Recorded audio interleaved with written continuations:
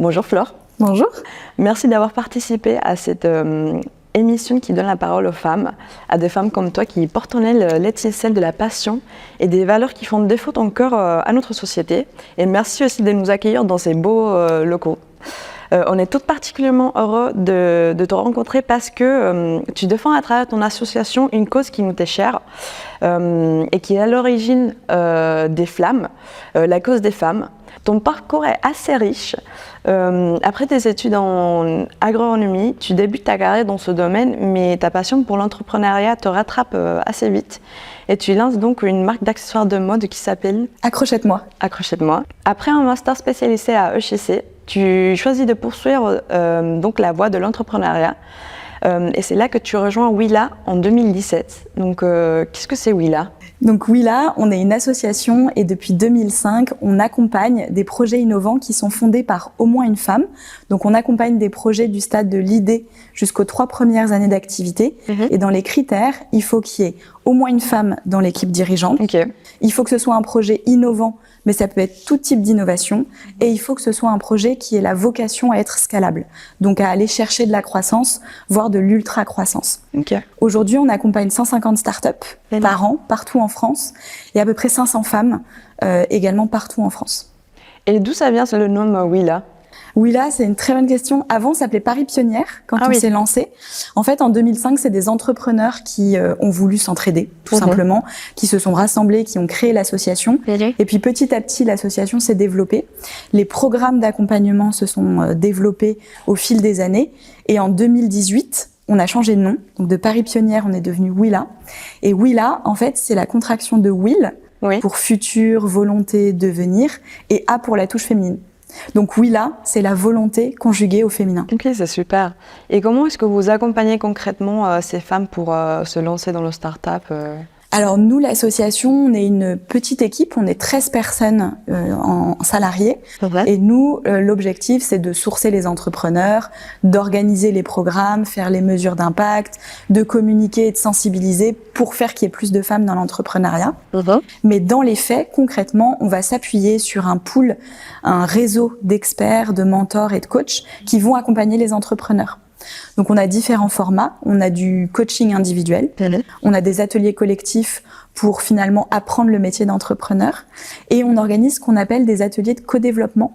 Donc entre startups, entre entrepreneurs, tu vas travailler sur tes problématiques avec un expert ou une experte pour t'aider à développer et à travailler tes enjeux et tes problématiques. Et ensuite, on a un certain nombre d'événements où tu vas pouvoir travailler ton réseau, rencontrer d'autres entrepreneurs, d'autres acteurs de l'écosystème. Et on a, par exemple, la Women Pitch Party. 2 fois par an, on organise des pitchs de start-up. Donc, c'est des entrepreneurs en phase de levée de fonds qui vont pitcher devant des investisseurs. Et donc, Willa va les aider à les mettre en relation pour les aider à trouver des financements. Ok, super. Et donc, est-ce que tu peux nous raconter comment est née cette passion, cette flamme pour l'entrepreneuriat, mais surtout pour l'entrepreneuriat engagé ? Alors, l'entrepreneuriat, j'ai pas eu un jour un déclic ou une rencontre qui m'a dit « Tiens, lance-toi dans Accrochette-moi ». Ça a plutôt été au collège, je sentais au fond de moi que je voulais me lancer dans l'entrepreneuriat. Donc, je savais pas quand, je savais pas sur quoi, je savais pas comment, mais je savais qu'un jour, je monterais mon entreprise.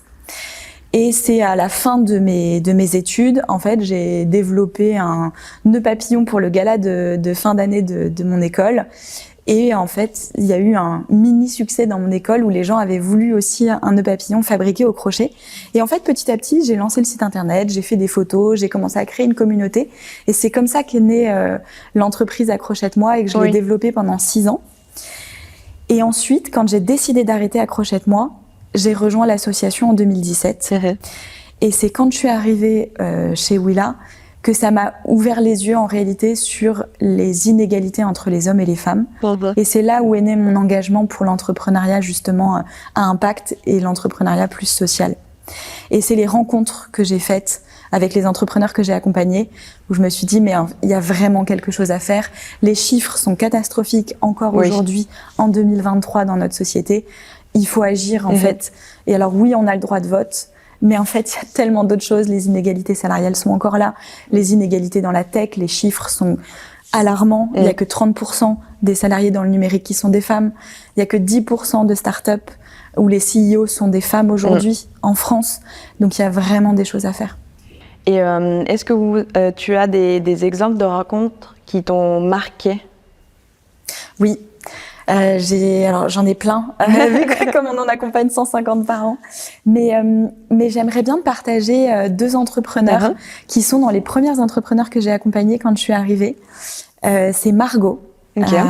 Margot, quand elle est arrivée, elle a commencé par suivre un Possible, qui est un programme d'émergence. Donc c'est vraiment le tout premier programme. On l'a accompagnée pendant 2 semaines et elle a suivi tous les programmes. Elle a fait le programme d'accélération, le programme de 6 mois, le programme de croissance pendant 12 mois. Et c'est quelqu'un qui est assez réservé au début quand elle est arrivée. Elle était plutôt introvertie. Et c'est quelqu'un qui m'a énormément inspirée et qui m'inspire encore aujourd'hui parce que c'est quelqu'un qui a un leadership énorme, mais qui n'a pas les codes du leadership comme on peut l'entendre aujourd'hui. Donc c'est pas quelqu'un qui va parler fort, c'est pas quelqu'un qui va écraser les autres pour exister, c'est pas quelqu'un qui va manager son équipe en disant tu fais ça et c'est comme ça. Donc c'est quelqu'un qui m'inspire même moi aujourd'hui dans ma façon de travailler au sein de l'équipe chez Willa. Et la deuxième personne, c'est Caroline. Caroline, elle est arrivée chez Willa, elle avait déjà du chiffre d'affaires. Ils étaient 3 associés, 2 hommes et 1 femme. C'est vrai. 2 femmes et 1 homme. Et elle était en cours de levée de fonds. Ça faisait 6 mois qu'on l'accompagnait. Elle cherchait à lever 1,5 million. Et là, du jour au lendemain, ses 2 associés l'ont quittée. Ils ont dit, en fait, on arrête là. Donc elle m'a appelée. Donc on est allé prendre un café et en fait, on a parlé, on a discuté. C'est aussi notre rôle de soutenir dans les moments difficiles. Et l'association, c'est clairement toujours un moment difficile. Il y a toujours des problèmes. Et en fait, elle m'a boostée par son caractère de, bah oui, ça a été hyper dur. Pendant 24 heures, elle était au fond du seau et elle a rebondi, mais d'une force. Et du coup, c'est sa force et sa résilience qui m'a inspirée et qui me rappelle aussi aujourd'hui il faut rebondir. En fait, ça peut toujours aller plus mal, mais il faut rebondir. Et c'est surtout, j'imagine que c'est un peu le but de Willa aussi, pas que accompagner dans la partie de mentoring, start-up, mais aussi accompagner des femmes qui sont des femmes qui vous êtes là pour les aider, mais c'est aussi des femmes qui vont aussi vous apprendre beaucoup des choses, qui vont former des liens avec Willa, avec toi, avec les collaborateurs. C'est des liens qui veulent peut-être perdurer beaucoup longtemps et qui sont là pour vous soutenir dans les moments qui sont assez difficiles. C'est exactement ça. Un incubateur aujourd'hui, tu vas apprendre comment monter une entreprise. Oui. Donc comment tu fais un BP, comment tu vas communiquer, comment tu trouves tes clients. Ça, tous les incubateurs le font. On le fait aussi chez Willa. Mais la force vraiment du réseau Willa et de notre accompagnement, c'est qu'on va t'apprendre comment devenir une chef d'entreprise. Oui. Donc, on va énormément travailler tout ce qu'on appelle les soft skills. Donc, la confiance en soi, le leadership, le management, la posture, ta vision, tes valeurs. En fait, comment tu vas monter une entreprise qui te correspond et qui correspond à tes valeurs et à qui tu es et qui tu as envie d'être. Donc, on va t'apprendre à comment faire un business plan, des choses que beaucoup de personnes détestent, comment tu vas remplir un Excel et comment tu mets tes chiffres à 3 ans et 5 ans. C'est indispensable de le faire. Mais nous, on va t'accompagner sur quelles sont les hypothèses que tu mets pour développer un business qui te ressemble. Aujourd'hui, on entend beaucoup, il faut absolument lever des fonds, il faut absolument faire une série A, une série B. C'est du jargon, c'est compliqué. Et en réalité, est-ce que tu veux vraiment lever des fonds ? Pas forcément. Et c'est pas obligé chez Willa de lever des fonds. Donc c'est aussi ça notre accompagnement. C'est un accompagnement qui est très tourné vers l'humain. Que ce soit l'équipe Willa ou les experts et expertes qui interviennent, c'est centré sur l'humain. C'est un accompagnement qui va être ambitieux et bienveillant à la fois. Oui, il y a beaucoup de valeurs de sororité. Exactement. Avec les hommes aussi. Oui. Parce que ça, c'est important. On pousse la mixité. Oui. On veut pas du tout créer une société où c'est des femmes par les femmes pour les femmes. C'est vraiment hommes et femmes. Donnons le pouvoir aux femmes et donnons-leur et prenons la place qu'on devrait avoir dans la société, l'égal de l'homme. Et aujourd'hui, on n'y est pas. Donc, il y a aussi tout ce travail de déconstruire les biais que les gens ont. Et si je te prends un exemple, juste avant les congés d'été, j'avais une entrepreneure qui me racontait qu'elle était allée voir un banquier pour avoir un prêt de la banque. la première question que le banquier lui a posée, c'est pas j'ai pas compris votre projet ou est-ce que vous pourriez revenir sur votre prévisionnel à 3 ans, c'est que fait votre mari dans la vie. C'est très fort. C'est pas une question qu'on pose aux hommes. Oui. Donc c'est vraiment c'est important, c'est grave, c'est important de travailler dessus et de changer. Oui. C'est pas une fatalité et c'est normal que cette personne, de par son éducation aussi, pose ces questions-là. Donc c'est important de travailler sur ce frein aussi de l'environnement autour de l'entrepreneuriat. Oui. Et c'est surtout pas qu'un problème en France, donc j'imagine que vous essayez d'accompagner aussi des startups francophones à l'international. Oui, aujourd'hui on accompagne principalement en France, donc sur tous les territoires en France, et on a effectivement un dispositif pour des femmes expatriées. Donc on cible toutes les femmes francophones qui portent un projet innovant et on va les aider à développer leur projet. Donc nous on reste encore sur la partie amont, enfin au début de l'aventure entrepreneuriale, vu qu'on est sur moins de 3 ans d'activité dans les projets qu'on accompagne.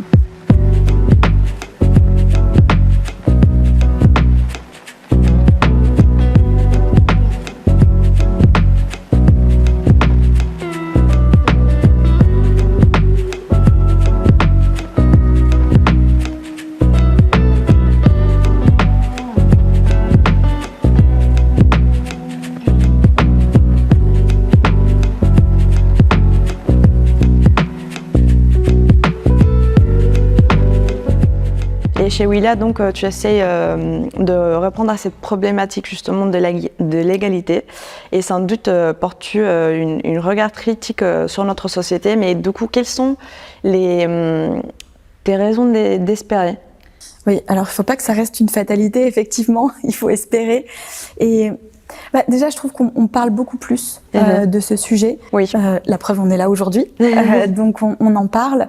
Les médias en parlent. On voit de plus en plus de portraits de personnes, notamment des femmes avec des parcours atypiques, des profils qui changent. Donc, on en parle beaucoup plus. Les chiffres augmentent, même si c'est très lent. Les chiffres augmentent.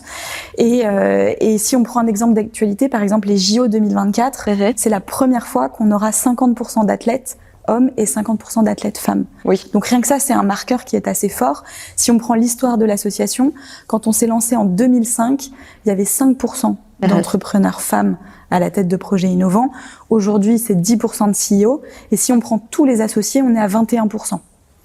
Donc, ça augmente. Oui, petit à petit. C'est surtout des chiffres ici en France, mais est-ce qu'on peut aussi voir des évolutions peut-être dans des autres pays C'est à peu de choses près la même chose au niveau mondial.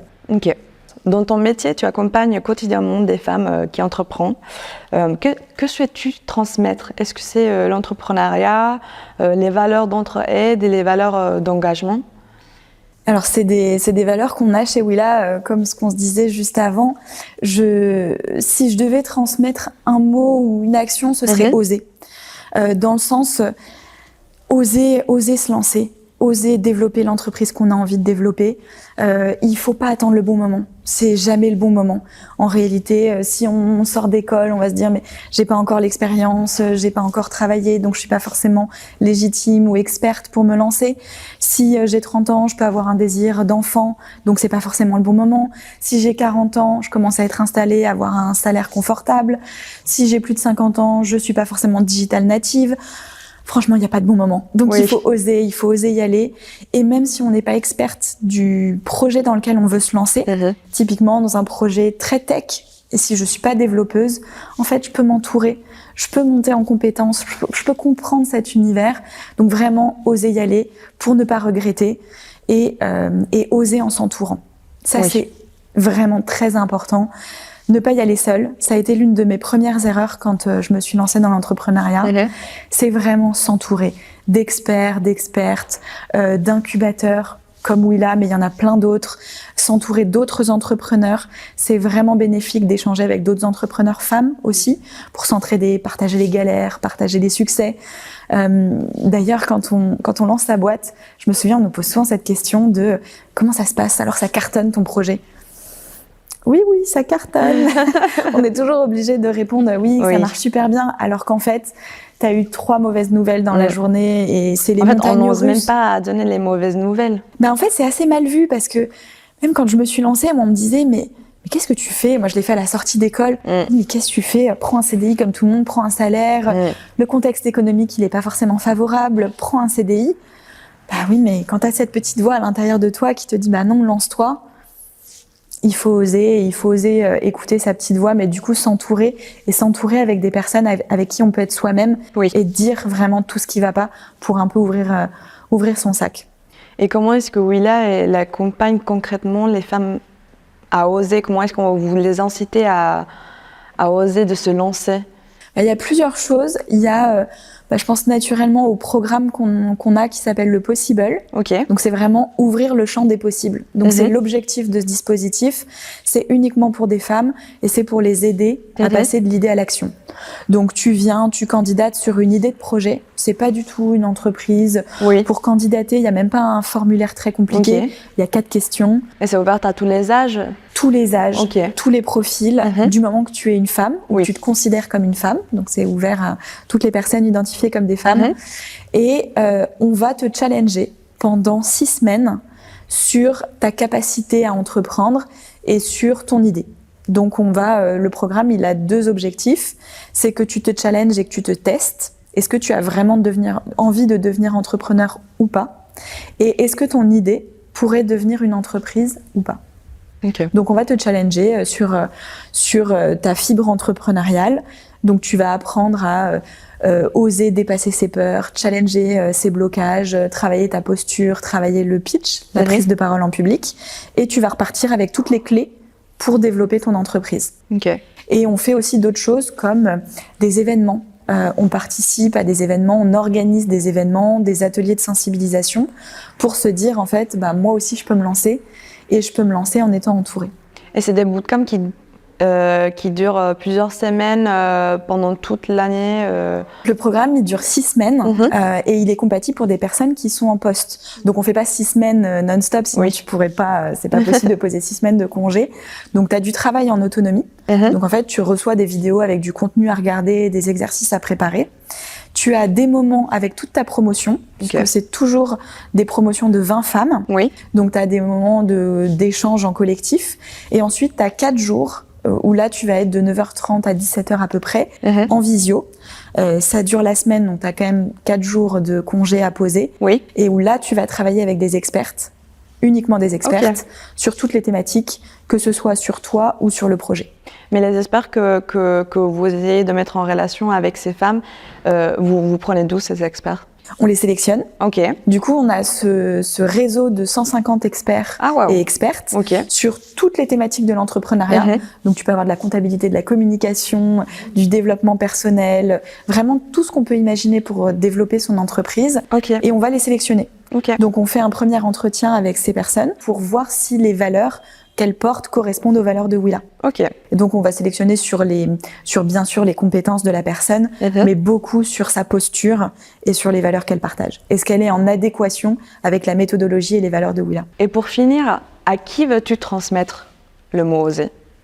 Toutes les femmes, quel que soit leur profil, quel que soit leurs âges, d'où qu'elles viennent, d'où qu'elles soient, vraiment toutes les femmes, qu'elles puissent se sentir libres d'oser leur projet entrepreneurial, même si c'est un projet personnel ou professionnel, qu'elles osent. Merci beaucoup Flore de nous avoir raconté ton parcours et d'avoir exposé ta vision. On comprend les convictions qui t'animent, mais aussi ce goût pour l'action qui t'a permis toujours d'aller dans la voie de l'entrepreneuriat, que c'est une voie dans laquelle tu t'épanouises. Tu cherches ta personnalité, tes convictions. On souhaite bien sûr beaucoup de réussite à ton association et à tous les projets que tu soutiens. Et j'espère qu'à travers cet épisode, on motive les femmes entrepreneurs à se lancer et à les inciter à découvrir Willa.